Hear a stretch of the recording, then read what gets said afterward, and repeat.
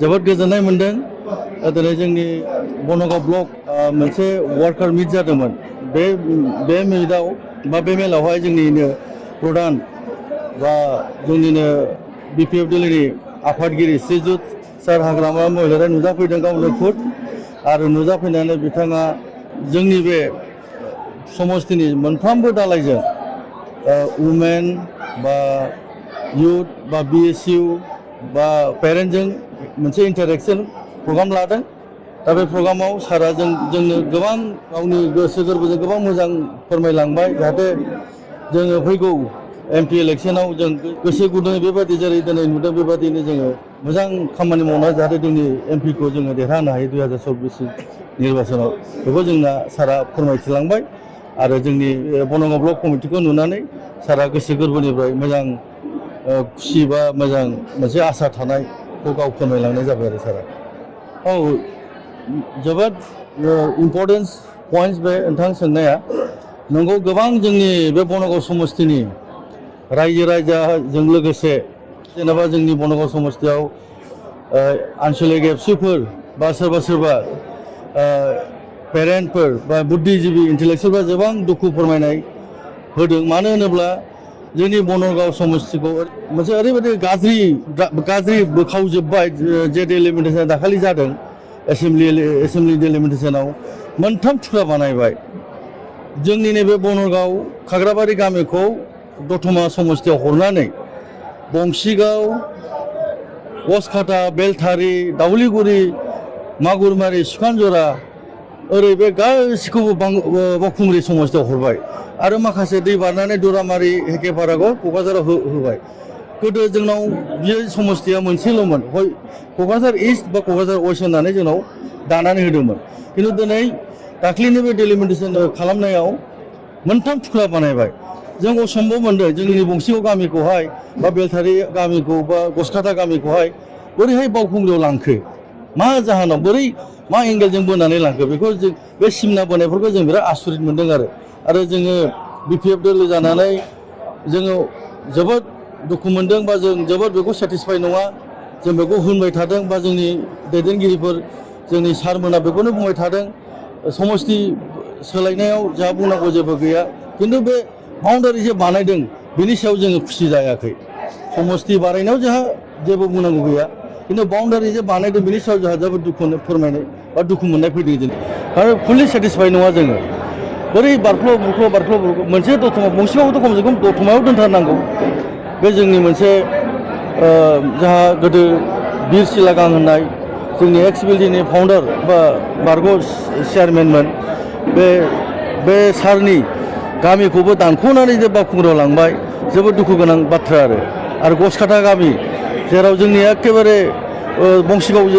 दतमाजों नांजाबनाय पिएसटिएस थानायाबो माजों नांजाबनाय बेफोरबादि गामिखौ बोरै बोखावना लाङो जों दुखु मोनदों आरो बिनि सायाव फकिराग्राम पिएसआव थानायफोरखौ माखासे बोखावनो जोंहा बुंनांगौ गैयामोन खमसे खम बे दतमा पिएसआव थानायफोरखौ बोखावनो नाङामोन खुब बेखौ जोङो दुखु मोननाय आरो जों बेखौ सेटिसफाइ नङा एक्सुवेलि दहाय जोंहा जोंनिनो मानगोनां श्रीजुत हाग्रामा महिलारि सारा बुंखालांबाय बे बाथ्राखौ डेलिमिटेसननि सायाव दाखालि 19 तारिख थांनाय 19 तारिखआवहाय बेखौहाय रिडेलिमिटेसन खालामनो बा मोनसे समाय होदोंमोन जोंनो बेवहाय जोंनि आसामनि मानगोनां मुख्यमन्त्रि सार हेमन्त बिश्व शर्माया लेंहरदोंमोन जाहैबाय जोंनि दानि बिटिसिनि चिफ आरो एबसुनि आफादगिरि दिपेन बर' बिथांमोनखौ लेंहरनानै सोंदोंमोन जे नोंसोरा माबाफोर बुंनांगौ दं नामा बाहायथ' बुंदों जाहैबाय बिथांमोना जोंहा जेबो बुंनांगौ गैया होमबा थिगैनो दंथ' होननायाव औ येस थिगैनो दं होनदों जाहैदों खिन्थु जोंनि नुनायावथ' थिग जाथाराखै मानो होनोब्ला आं दहाय बुंनाय जेरखम दतमानि पिएसआव आन्डाराव जोङो बनगाव गसखाथा बंसिगाव जोङो एखेबारे जों दतमायाव थायोबाबो जोंहा बुंनांगौ जेबो गैयामोन बेफोर बंसिगाव गामि बा जोंनि गसखाथा गामि बा दाउलिगुरि गामिखौ बोरै थखखौ बावखुंग्रियाव लांखो खमसे खम फकिराग्रामनि आन्डाराव थानाय पिएसआव थानायफोरखौ एसे एनै लांनायखौ जोंहा बांद्राय बुंनांगौ गैया बा क'क्राझार पिएसआव थानाय माखासे जोंहा थांनायखौ जोंहा बुंनांगौ खमसे खम नैबे बनगावजों दतमाजों पिएसआव लोब्बा थानायफोरखौ बिदि खालामनो नाङामोन बेखौ जोङो दुखु मोनो आरो बेखौ जों सेटिसफाइ नङा होननानै येस आङो गोसो गोरबोनिफ्राय आङो बनगाव समस्तिनि साफ्रोमबो रायजो राजाखौ साफ्रोमबो जनजाति गोष्ठी जिखुनु जोंनि समस्तियाव जेसेबां जाथि जनगोष्ठी दं बयखौबो आङो खावलायो जाहाथे फैगौ 2024 MP बा फैगौ 2025 जोंनि काउन्सिल इलेक्सनाव जोंनि BPF दोलोखौहाय एकदम गाजा गोमजायै देरहाहोनो हायो आं बेखौनो आसा खालामो आरो बेखौ अनुरद खालामो रायजो राजानि जोंनि बनगाव समस्तिनिफ्राय जाहाथे जोंनि दोलोखौनो हाग्रामा सार दैदेननाय दोलो BPF-खौनो देरहायो आरामै जयजुक्त खालामो आं बेखौनो आसा खालामो आरो बेथ' खुगानि बाथ्रासो दिनै प्रेक्टिकेलासो बुंगोन जोंहा मा नाम होनदों राजु नार्जारि बे बिथां बुंनायखौ आं खोनायाखैबो आं दा नोंथांनिफ्राय आं खोनाबाय सासे पार्टियाव थानानै गावनि पार्टिखौथ' मालाबाबो फिसा लाखाया बा मालाबाबो गाहायाव दोनखाया बे जाबाय पलिटिकेल डायलगसो दा बिथाङा बुंदों गावनि BPF दोलोखौ 100% देरहागोन होनदों बे गावनि खोथा खिन्थु ग्रास रुट लेभेलाव ओंखारनानै नायफै सोर दोलोआ बेसेबां गोरा जानानै दं सोर दोलोआ बेसेबां गोहो जानानै दं बेखौ बिथांमोना नायफैबानो जाबाय दिनैनि दिनाव बा फैगौ दिनाव आं बेखौ रोखायै बुङो आरो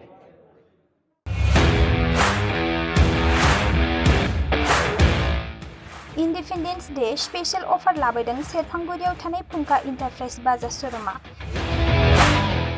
बाजाज बाइक सालायनो मोजां मोनग्रा सुबुंफोरनि थाखाय गाहाम खौरां क'क्राझार जिल्लानि सेरफांगुरियाव थानाय फुंखा इन्टारप्राइज बाजाज श'रुमा होगासिनो दं 31 आगस्तसिम इन्डिपेन्डेन्स डे स्पेशल अफारनि एक्सेन्ज बाइक बायगिरि बिथांमोना इसेल' बिबांनि रां होग्रोनानै प्लेटिनानि मडेल बाजाज सिटीनि मडेल आरो पालसार 125नि गासैबो मडेलनि बाइकखौ RC आरो इन्सुरेन्स लाफानानै 10,999 रां बेसेनावनो लवेस्ट डाउन पेमेन्ट होनानै बाइक लानो हागोन आरो 1,000 रां होग्रोनानै गोसोबायदि बाइकखौ आवग्रिनानै दोननो हागोन।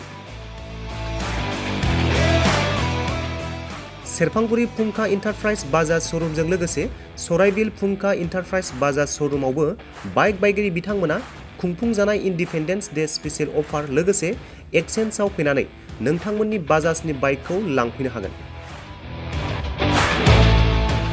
सेरफांगुरि फुंखा इन्टारप्राइज बाजाज श'रुमा नोंथांमोननो लोगोसे मोजां अफारबो लाबोदों बेफोरनो जाबाय 5 लिटार पेट्रल फ्रि गंसे हेलमेट फ्रि केस होनानै बाइक बायगिरिफोरनो 1,000 रां केसबेक हरफिननाय जागोन